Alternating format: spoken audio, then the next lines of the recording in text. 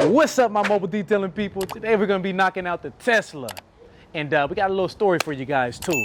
I got a call from a client saying that I messed up something on her vehicle 2 weeks later. I wanna know what you guys would have did in this situation. Comment down below, let's talk about it. Let's go. What are you doing, Wayne? Doing what I'm supposed to do as a professional detailer. Observing the vehicle for any dings, any damage, any dents, and making sure I'm covering myself in my business. Ran into a situation for the first time, not covering myself, and I got blamed for something 2 weeks later. And, you know, just being lazy. I knew I was supposed to do this, and, you know, sometimes it takes us to get hit upside our heads before we make the right decision. All right, we got a rim damage right there. I'm writing everything. We got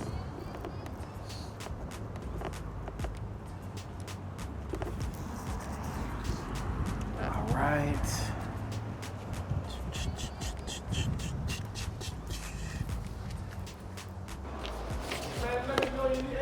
Yes, sir. Appreciate you. All right. All right. Wait, you're official now, Wayne? Oh yeah. Shout out to the subscribers, man. Appreciate y'all staying on me, man. Yep, I appreciate you guys. I be taking y'all advice, for real. Don't think that I'm not reading the comments. I can't get to everybody, but I do be taking the ideas. Got you. All right, let's get it.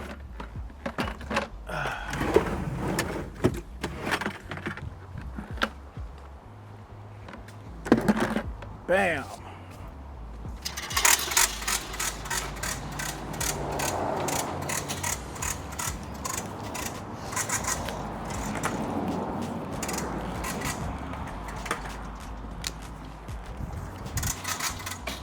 Got him.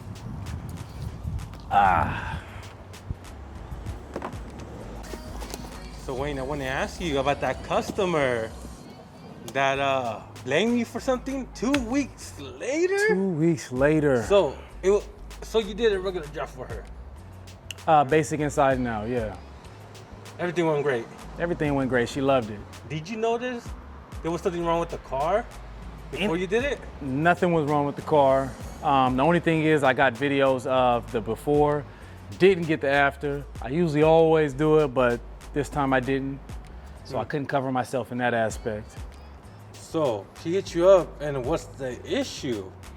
So she came out, and the buttons to move the seat forward and back was in the trunk. One on this side, one on that side. One for the left, one for the right. So she lowered the seats down for us, right?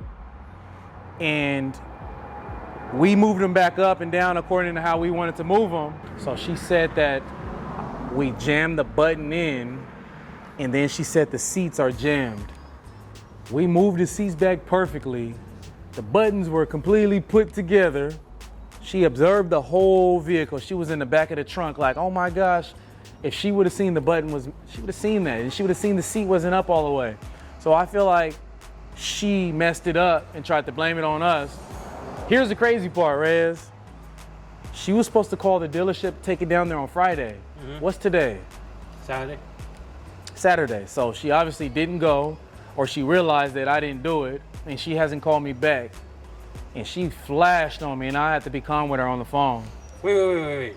So she calls you and says, hey, Hunter's Mobile Detailing, you guys messed up my button on the back. Exactly. And then what did you tell her? Well, I told her, hey, slow down, because she's like, you messed up my vehicle. What are we going to do about this? And I'm like, ma'am, you got to calm down. First of all, we didn't mess anything up, and we need to start with these pictures. So send the pictures over, and let's go from there. So what are you trying to say, that you're not going to pay this? I'm like, ma'am, I'm not going to say something I didn't do, and I don't even know what the problem is. So that's where we started. She sent the pictures, videos, and all I could say was, I didn't do it, because we really didn't. You know what I mean? And she waited 2 weeks later. If I wanted to be mean, I could have been like, you know, I'm not paying it. You should have caught it then. But instead, I told her to take it to the dealership, see if it's a simple fix. They pop the button back in, make your seats move back up like they're supposed to be, and it's done. If it costs a couple hundred, I told her I'll pay for it. So that's what, I didn't have to do that. Take me to court. I didn't take it that route. I said, I'll take care of it if it's a couple $100. Simple as that. And she hasn't hit you back up? She hasn't hit me back up. She was supposed to hit me Friday, which was yesterday. Today is Saturday. No phone call, no message. So what do you think that means? What do you think that means? I think she fixed it. Yeah? And it was a simple fix, and she shouldn't have been calling me acting crazy like that. We should call her. Be like, hey. I know, I'm gonna call her. Nah. He said nah. Hey, I was really thinking about calling her like, hey, what happened? Nah. I want to know. Right? So now, because of her, you're taking this precaution of going around the car and pretty much documenting dents and this and that. Exactly what I should have did a long time ago. What my subscribers have been telling me a long time ago. So it took that for me to make that next move. So hey, it could have been worse. So thank God it wasn't.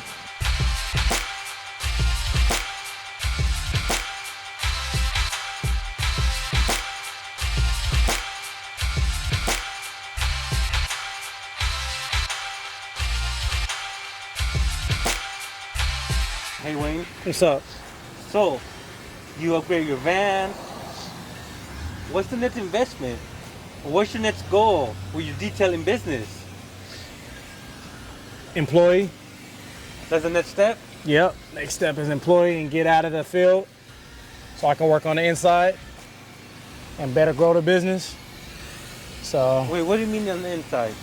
on the inside as in marketing myself, phone calls, doing footwork, walking door to door, so I can do more of that stuff and grow. What do you mean? You don't love doing the work anymore, Wayne? No, I enjoy doing the work, but I'm really in this for really the freedom.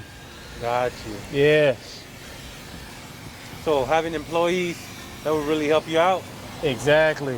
But I got to get it together myself before that could happen. So knowing exactly what I'm making, gas, mileage, payroll, how much is going to marketing, you know, all the inside work. I want to have an orientation when people come in. You know what I mean? Wear your shirts. When you go to here, get your clipboard, this step by step. So I want to have that in order.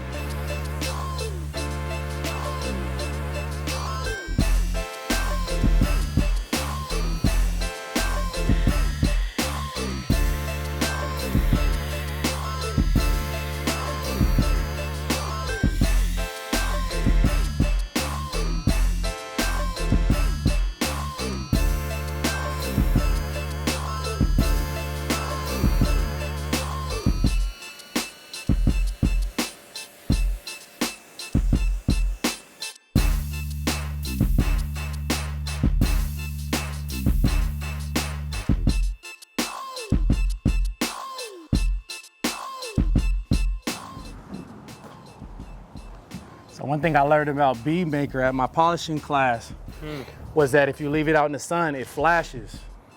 And what flashes is it hardens. So if you wait too long, it'll harden where it's at. So you really gotta hurry up and wipe it in, especially if it's in the sun. Talking about your polishing class. Yes, sir. You took one yesterday, right? Yes, sir. What was it? What type of class?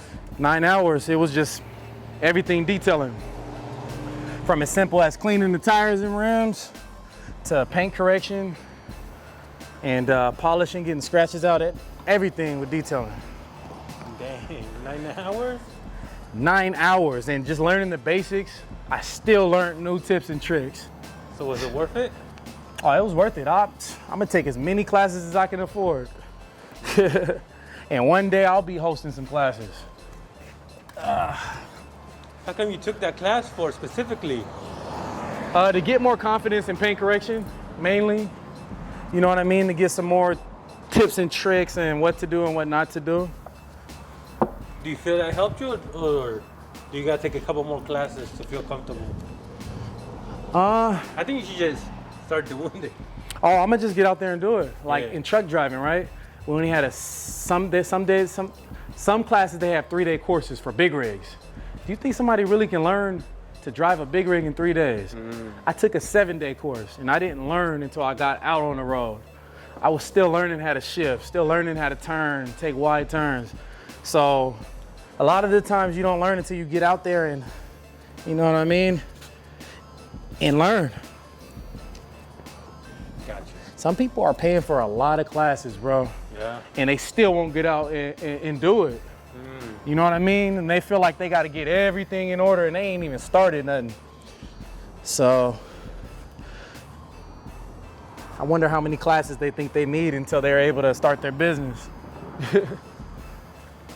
Everybody that was in the class with me, they weren't even like detailers, mobile detailers. They were still just, you know, working on their own vehicles, working their way towards being a mobile detailer.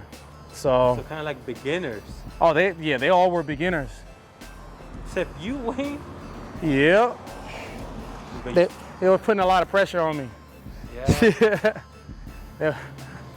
And they were clowning a lot because I cleaned somebody's car there at the polishing school. So that's how I found out about the school. One of the classmates there called me to come detail his car because he was coming way 2 hours away.